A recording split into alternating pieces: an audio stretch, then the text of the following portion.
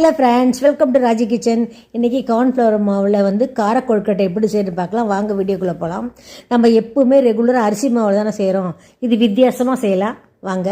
இப்போ வந்து நான் வந்து ஒரு 3 உருளைக்கிழங்கு வேக வச்சு உரித்து எடுத்து இந்த காய் துருவு கட்டையிலே நல்லா துருவி எடுத்து வச்சுக்கிட்டேன். இது 1 கப்பு, இந்த மெஷர்மெண்ட் கப்பில் 1 கப் போட்டேன். இதுக்கு வந்து 1/2 ஸ்பூன் வந்து உப்பு, 1 ஸ்பூன் மிளகாய்த்தூள் போட்டு 1 கப் கார்ன்ஃப்ளவர் மாவு போட்டுக்கணுங்க. கார்ன்ஃப்ளவர் மாவு பிணைஞ்சால் தான் நல்லா கொழுக்கட்டை மாதிரி நல்லா பஞ்சு அவ்வளோ டேஸ்ட்டாக இருக்கும்.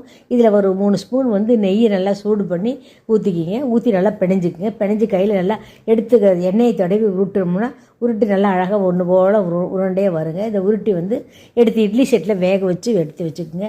இதை வேக வச்சு இது தேங்காய் துருவி போட்டு அப்படியே கூட சாப்பிட்லாம். இது வந்து தாளிக்கணுங்கிற அவசியம் கிடையாது. ஆனால் தாளித்தா அது ஒரு டேஸ்ட்டாக இருக்கும், இது ஒரு டேஸ்ட்டாக இருக்கும். நான் இன்றைக்கி தாளிக்கிறேன். 10 நிமிஷம் இட்லி செட்டில் வேக வச்சு எடுத்து எண்ணெய் ஊற்றி கடுகு ஜீரகம் போட்டு தாளிச்சிட்டேன். கடுகு ஜீரகம் போட்டு தாளித்த பிற்பாடு ஒரு 1.5 ஸ்பூன் மிளகாய்த்தூள், 1 ஸ்பூன் கரம் மசாலா எல்லாத்தையும் போட்டு எண்ணெயில் நல்லா கொஞ்சம் வறுத்து விட்டு இந்த வேக வச்சு வச்சுருக்க கொழுக்கட்டையும் எடுத்து போட்டு நல்லா கலந்து விட்டுக்குங்க.